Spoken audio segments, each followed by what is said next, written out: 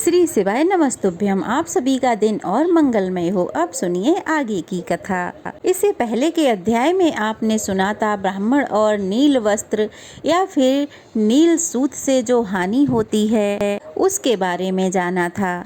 देवी पार्वती को बताते हुए महादेव जी कहते हैं कि इसके बाद परशुराम जी के द्वारा स्थापित रामेश्वर लिंग का दर्शन करें। वह स्थान गोपेश्वर से वायव्य कोण में 30 धनुष की दूरी पर है। जिस समय जमदग्नि पुत्र परशुराम जी ने अपने पिता की आज्ञा से अपनी माता का वध किया और पिता के अनुग्रह से वह पुनः जीवित हो गईं। उस समय प्रभास क्षेत्र में आकर उन्होंने अद्भुत तपस्या की। वे मेरे विग्रह की स्थापना करके 150 वर्षों तक आराधना में लीन रहे। इससे संतुष्ट होकर मैंने उन्हें मनोवांछित वर दिया और उनके द्वारा स्थापित लिंग में निवास किया। इससे महर्षि परशुराम कृतार्थ हो गए। फिर भूमंडल के क्षत्रियों का 21 बार संहार करके वे माता पिता के ऋण से उऋण हो पाए। जो मनुष्य उनके द्वारा स्थापित शिवलिंग का पूजन करता है वह सभी पापों से मुक्त होकर मेरे धाम को जाता है। देवी रामेश्वर से 20 धनुष के अंतर पर नैऋत्य कोण में चित्रांगदेश्वर लिंग है। गंधर्वों के स्वामी चित्रांग ने उस क्षेत्र को परम पवित्र जानकर वहां शिवलिंग स्थापित किया और बड़ी भारी तपस्या करके मेरी आराधना की। जो व्यक्ति भाव विभोर होकर उस लिंग की पूजा करता है वह गंधर्व लोक में जाता है और गंधर्वों के साथ आनंद भोगता है। उस स्थान से दक्षिण और नैऋत्य में 16 धनुष के अंतर पर रावणेश्वर लिंग है, जिसकी स्थापना रावण ने की है। वहाँ उसने भक्ति पूर्वक उपवास करके मेरी आराधना की और गीत वाद्य नृत्य आदि का आयोजन करके रात्रि जागरण किया। इस प्रकार 15 दिनों तक मेरी अर्चना करने पर आकाशवाणी हुई, महाबाहु दशग्रीव, मैं तुम पर बहुत प्रसन्न हूँ। मेरे प्रसाद से तीनों लोक तुम्हारे अधीन होंगे। मैं प्रतिदिन तुम्हारे द्वारा स्थापित शिवलिंग में निवास करूँगा।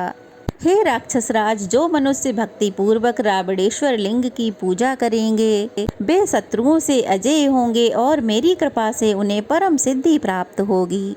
ऐसा कहकर मेरी आकाशवाणी मौन हो गई। रावण ने भी संतुष्ट होकर बारंबार मेरा पूजन किया और तीनों लोकों में विजय प्राप्त करने की इच्छा रखकर वह पुष्पक विमान पर आरूढ़ होकर अभीष्ट स्थान को चला गया।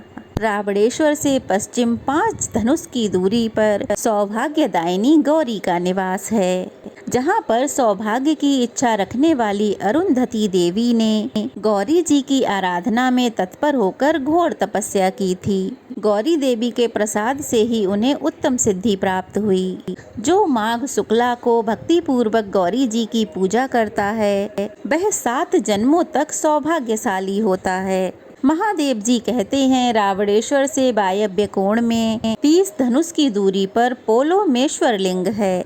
इसकी स्थापना पुलोम पुत्री सची ने की थी।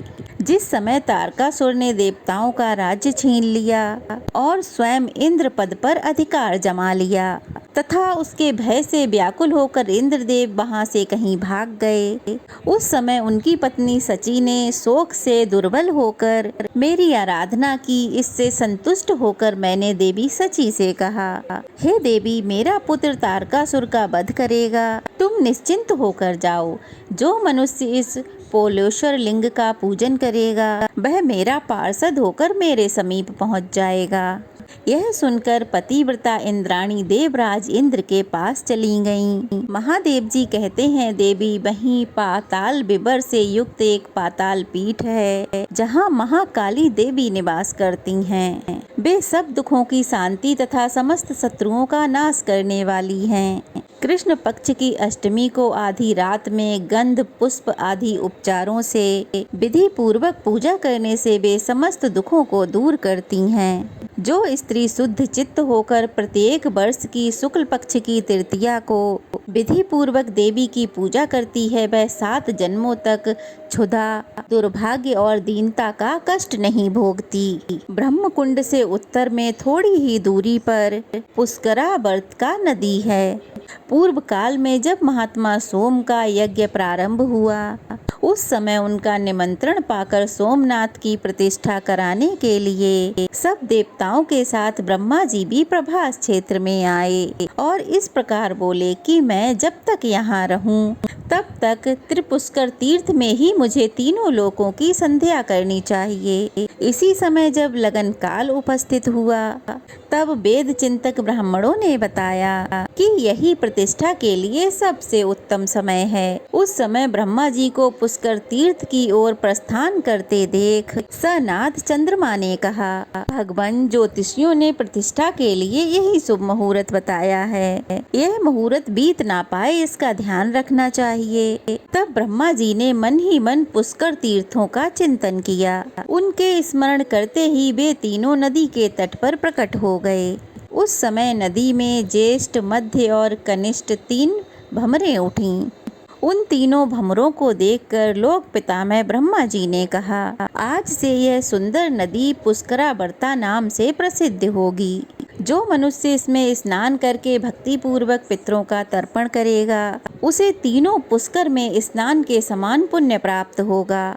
जो मनुष्य श्रावण शुक्ला तृतीया को पितरों का तर्पण उसमें करता है उसके वे पितर 10,000 कल्पों तक तृप्त रहते हैं। वहीं कंकाल भैरव नामक क्षेत्रपाल हैं जिन्हें उस क्षेत्र की रक्षा के लिए भैरव जी ने नियुक्त किया है। जो श्रावण शुक्ला पंचमी तथा आश्विन शुक्ला अष्टमी को कंकाल भैरव का भक्ति पूर्वक पूजन करता है उस महात्मा के उस क्षेत्र में निवास के लिए वे सभी विघ्नों का निवारण करते हैं और उसकी पुत्र की तरह रक्षा भी करते हैं। उस स्थान के दक्षिण भाग में ब्रह्म कुंड के समीप दरिद्रता का नाश करने वाले चित्रादित्य विराजमान हैं। प्राचीन काल में इस पृथ्वी पर मित्र नाम के धर्मात्मा कायस्थ निवास करते थे जो सदा सभी प्राणियों के हित में तत्पर रहते थे। उनके 2 संतानें हुई, एक पुत्र और एक पुत्री। पुत्र का नाम चित्र और पुत्री का नाम चित्रा रखा। चित्रा बड़ी सुंदरी और सुशीला थी। इन दोनों के जन्म लेते ही उनके पिता मित्र की मृत्यु हो गई। मित्र की पत्नी ने पति के साथ ही चिता में प्रवेश कर लिया। इसके बाद इन दोनों अनाथ बालकों का ऋषियों ने पालन किया। वे महान वन में ही बड़े हुए और बचपन से ही व्रत परायण रहे। एक बार प्रभास क्षेत्र में आकर उन्होंने महादेव सूर्य की स्थापना की और वे बड़ी भारी तपस्या में लीन हो गए। धर्मात्मा चित्र ने धूप, माला, चंदन आदि उपचारों से सूर्य देव का पूजन किया और वशिष्ठ जी के द्वारा बताए गए 68 नामों द्वारा उनका स्तवन किया। चित्र बोले, जो आदिदेव जगन्नाथ पापनाशक रोग का निवारण करने वाले हैं उन आकाश के स्वामी भगवान भास्कर को मेरा नमस्कार है। उनके सहस्त्रों नेत्र, सहस्त्रों रश्मियाँ तथा सहस्त्रों किरणमय आयुध हैं। अनेक गुह्य नामों द्वारा उनका स्तवन किया जाता है। उन प्रातः काल गंगा संगम पर निवास करने वाले मुंडीर स्वामी को मैं नमस्कार करता हूँ। मध्याह्न काल में यमुना तटवर्ती भगवान काल प्रिय को और सूर्यास्त के समय चंद्रभागा नदी के तट पर विराजमान श्री मूल स्थान को मैं प्रणाम करता हूँ, जहाँ उपवास करके श्री सांब जी को सुता सिद्धि प्राप्त हुई है। काशी में लोहितास, गोपिताक्ष में हन्मुख, प्रयाग में प्रतिष्ठान, महादुति में वृद्धादित्य, कोटयक्ष में द्वादशादित्य, चतुर्घट में गंगादित्य, नैम्य सारण्य में गोलस्त, भद्रपुट में भद्र, जया में विजयादित्य, प्रभास में स्वर्ण वेदस, कुरुक्षेत्र में सामंत, एलाव्रत में त्रिमंत्र, महेंद्र में क्रमणादित्य, हिरण्य में सिद्धेश्वर, कौशाम्बी में पद्मबोध, ब्रह्म बाहु में दिवाकर, केदार में चंडकांति, नित्य में तिमिरापह, गंगा मार्ग में हरिद्वार, भूप प्रदीपन में आदित्य, सरस्वती तट पर हंस, प्रथुदस में विश्वामित्र, उज्जैनी में नरदीप, सिद्धापुरी में अमित द्वितीय, कुंती कुमार में सूर्य, पंचनदी में विभावसु, मथुरा में विमलादित्य, संगिक्य में संज्ञादित्य, श्रीकंठ में मार्तंड, दसाण में दंडक, गोधन में गोपति, मरुस्थल में कर्णदेव, देवपुर में पुष्प, लोहित में केशवादित्य, कैदिस में शार्दुल, सोण में अरुणवासी, वर्धमान में सांबादित्य, कामरूप में शुभंकर, कान्यकुब्ज में मिहिर, पुण्यवर्धन में मंदार, गांधार में शोभनादित्य, लंका में अमरदुति, चंपा में कर्णादित्य, प्रबोध में शुभदर्शी, द्वारावती में पार्वत्य, हिमवंत में हिमापह, लौहित्य में महातेज,